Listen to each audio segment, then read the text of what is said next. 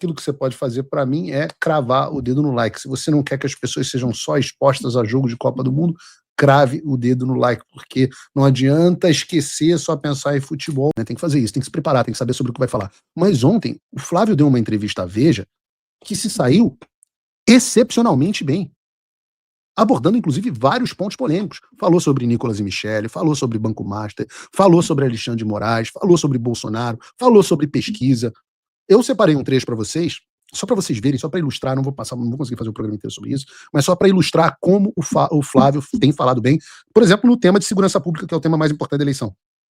Bota aí um acelerado pra gente. Gabriel.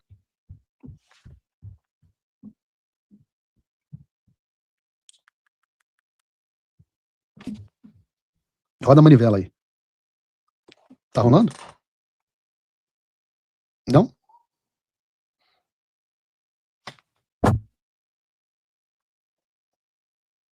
Roda a manivela aí. Não? Não tá rolando. Hoje o StreamYard não quer que você veja. Depois vocês procurem. Brasileiro é a questão da segurança. Né? A gente teve um painel aqui com o senador Moro, ele falou de segurança, falou também de corrupção. Qual é o seu principal projeto para a área? O que você faria primeiro? Um conjunto de coisas, mas o primeiro passo acho que nós conseguimos já dar agora com a aprovação do projeto de lei que virou lei antifacção. Nós conseguimos aí aumentar muito as penas de marginais que são perigosos. Nós mexemos na questão da audiência de custódia, que é um grande problema hoje no Brasil, uma porta giratória de bandido. Então nós colocamos ali um critério para o juiz, na hora de definir se concede a liberdade provisória ou se mantém preso determinado criminoso. Ele vai considerar a habitualidade criminosa, né? Ou seja, um malandro, um marginal, ladrão de celular, que já foi preso 50 vezes por roubar celular. É preso aqui em 41ª, vai pra audiência de custódia e é solto de novo. Isso tem que acabar. Ladrão de celular tem que ficar preso no Brasil. Não dá pra... Olha que inteligente. Foi lá, tem uma estratégia de comunicação, não sei se instintivamente ou não, mas uma estratégia de comunicação brilhante por trás disso.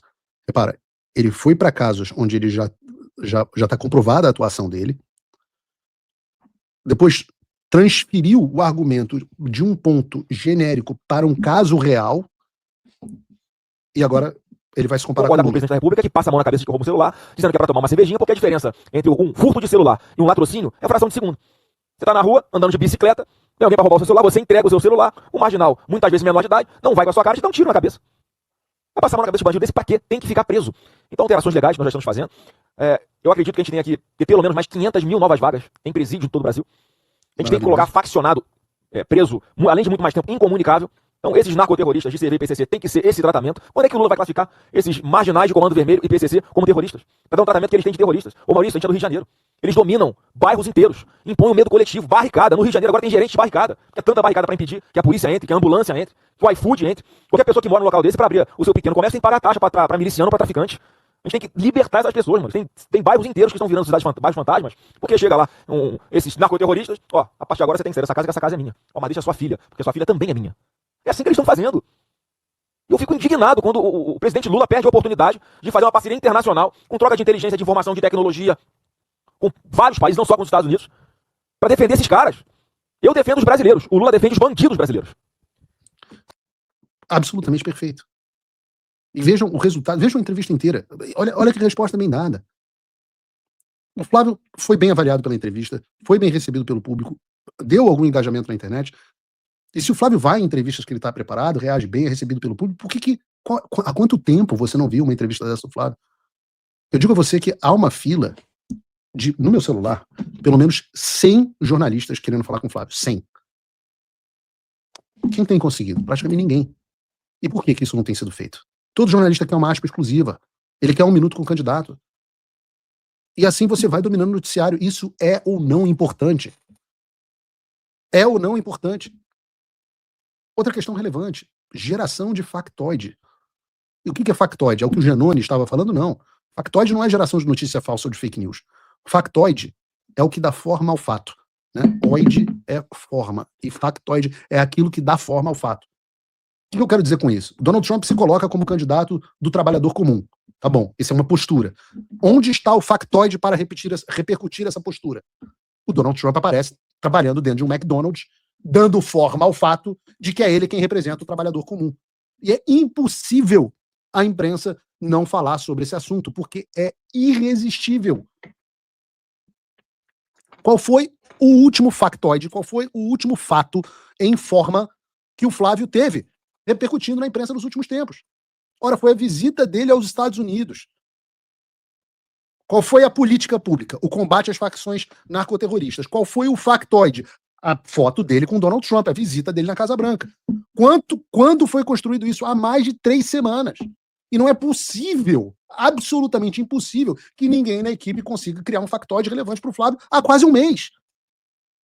A militância hoje carece de conteúdo. Você não tem nem coisa para repercutir do Flávio. As pessoas querem repostar o Flávio, falar dele, compartilhar, mas não tem material bom. Pô, eu se fosse, tô aqui pensando aqui no ar, porra, eu botava o Flávio para comentar um jogo de futebol do Brasil. As pessoas estão falando de Copa, vamos ver o Flávio torcedor, e não com puta de um vídeo, com boquê, com, porra, aquele desfoque no fundo, cortes. Não. Porra, eu quero saber como é que o Flávio assiste jogo de futebol na casa dele. Eu mando o juiz tomar no cu? Eu quero ver isso, porra. Você não quer ver? Isso é que torna o cara humano, isso é que viraliza, isso é que fala, qual foi a opinião. Mas não tem uma coisinha pra dar gosto. O Lula tá lá falando da doideira dele, cozinhando paca, fazendo os cacetes, mas ele aparece, vira corte, viraliza no X, nego compartilha no Instagram. Quem não é visto não é lembrado. Então a gente fica com a impressão que essa é uma campanha insossa. Os últimos dias a gente tem uma campanha insossa. Eu digo, esse é o melhor termo. Aliás, o Flávio é cercado de pessoas insossas. Pessoas insossas e hipertensas. Porque elas têm medo de sal. Então, botam o Flávio para produzir só comida sem sal. Né? Os hipertensos ficam lá. Não vai botar sal. Porque senão, meu Deus do céu, vai parecer muito radical, os hipertensos. Então, por isso que a sua impressão é de uma campanha sem sal. E eu estou falando tudo isso porque tudo isso a gente tem meses para acertar. A população vai prestar mais atenção na campanha política depois da Copa. Então, a gente tem esse tempo, é tempo de arrumar a casa. E eu acho que o patamar no qual a gente está é um patamar bom. Você olhar para o quadro atual e entrar em desespero, ou você chegar ao grau, imagina, de loucura, de achar, você tá tão doidão, pô, hoje em dia praticamente não bebo mais, mas na época que eu bebia, pô, eu queria beber para ficar tão doidão ao ponto de achar que a direita tá escolhendo o Flávio como candidato para perder de propósito. Imagina você ser um analista político e fazer uma análise dessa.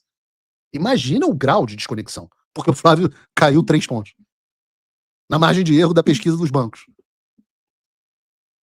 Não, e assim, vamos ser sinceros, vamos fazer análise, tá? Fatos. Pega, por exemplo, vou fazer uma comparação com 4 anos atrás. Como estava o Jair Bolsonaro em 2022, nesse mesmo momento? Comparem com o Flávio.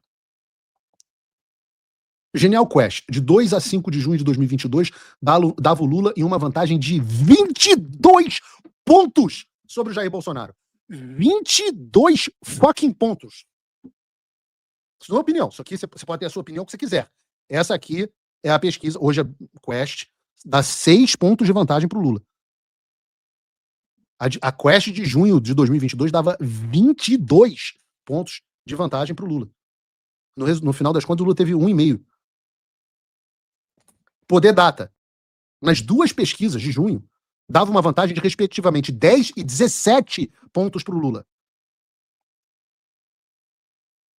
No Datafolha, exame ideia, 7 pontos. No Datafolha, de junho de 2022, o Lula tinha fucking 23 pontos de vantagem em relação ao Bolsonaro. Mas Paulo, tinha e perdeu. Eu falo, agora a diferença é de 6 pontos. Primeiro, a gente não sabe se perdeu. Perdeu segundo as maquininhas. Segundo, os resultados foram muito mais apertados do que as pesquisas traziam. As pesquisas davam 23 pontos, a diferença foi de 1,5, 1,8. Se você for jogar a proporção, o Flávio vai ganhar, então, de 15 pontos de vantagem. Se as pesquisas errarem na mesma margem da última eleição, o Flávio vai ganhar com 15 pontos. Então, a gente em 6 pontos de vantagem e tem nego dizendo, a direita quer perder. Nós nunca tivemos um candidato tão bem posicionado nesse momento no ano de campanha eleitoral. E isso tudo, volto a dizer, com muito espaço para melhora dentro da campanha. Então, como dizia o Chapolin Colorado, palma, palma, palma, não criamos cânico. Não criamos cânico. Eu sempre recorro, né? São Paulo diz, epístolas para os romanos. Porque tribulação produz o quê? Tribulação produz perseverança. Essa foi a passagem bíblica que eu li hoje de manhã. Todos os dias eu falei uma passagem, essa calhou aqui de casar com a pauta do programa. É uma das Romanos 5, de 3 e 4. Então vai lá. Tribulação produz perseverança. Então tá num momento difícil, você tem que perseverar. Por quê? Porque aí depois que você aprende a perseverar, em vez de ter uma ejaculação precoce, aí você produz o quê? Um caráter aprovado. Então beleza. Então antes de eu ter só consigo produzir um caráter aprovado depois que eu aprendo a perseverar na tribulação. E aí depois que eu tenho o caráter aprovado, aí eu passo a ter esperança. Esperança em quê? A esperança não é um otimismo. A esperança é a esperança de você esperar o que Deus tem programado e planejado para você. Então a gente precisa aprender com essas palavras para ver se a gente deixa de ser uma cultura onde tem um dia que a gente acredita e no outro desiste. Um mês e meio atrás eu estava aqui fazendo um programa dizendo o seguinte: olha, o perigo agora é achar o pessoal achar que já ganhou e não se movimentar. Um mês e meio atrás o clima era de já ganhou. Aí eu falei, porra, o perigo é que a campanha do Flávio vai jogar parado. O que o Flávio fez? Jogou parado. E aí o que aconteceu? Eu falei também, virão problemas. Virão os problemas e vai estar todo mundo entrando em pânico. Não sei se vocês lembram desse programa. Tem um mês e meio. O Flávio estava na frente, Polymarket dando o Flávio na frente, caos. Eu falei, ih. Aí o jornalista da imprensa me ligando, da Globo, falando assim, Paulo, acho que o teu candidato vai ganhar mesmo, hein? Putz, tá todo mundo aqui dando como certo. Faria Lima, Flávio sendo bem recebido, não sei o quê, todo mundo já ganhou. E eu falei, ih, caraca. Aí eu chegava nas reuniões com o pessoal da campanha, eu ouvia, não, o eleitor do Flávio tá garantido. Eu falava, ih, cacete. Não pode criar marola, vamos jogar parado porque o Flávio vai ganhar. Eu falo, Aí agora vieram as tribulações e entra todo mundo em pânico, como eu disse que ia acontecer. E qual é a realidade? Qual é a análise da realidade? Olha, a análise da realidade é o seguinte: o jogo tá rolando. Pode ganhar, pode perder, seja como for, eu garanto, tem uma coisa que eu garanto a vocês: vai ser apertado. Vai ser apertado. As eleições hoje no mundo são polarizadas. O mundo tá polarizado. Foi assim nos Estados Unidos, Trump ganhou por quê? 2 pontos. Tá sendo assim na Colômbia, no Peru. No Peru, se desse um espirro, mudava o resultado. Quem vai ganhar, mas o último programa que eu fiz, ela estava atrás, 9 mil votos. Agora está na frente, 32. Daqui a pouco, sei lá quantos. 32 mil votos. Então, sei lá, a única eleição que não é apertada é a do Bukele. Se o Flávio virar o Bukele, ele vai ser eleito com folga. Então, eleição é dureza, é isso mesmo. A gente está falando do comando do país mais importante do hemisfério sul. Se fosse fácil, qualquer um é presidente. O Lula perdeu 3 eleições antes de conseguir vencer pela primeira vez. Mas o cara teve perseverança. Não conseguiu desenvolver o caráter, mas pelo menos teve a perseverança. Então não adianta entrar em pânico. Né? Os analistas de ejaculação precoce. Falando nisso, em pânico, ejaculação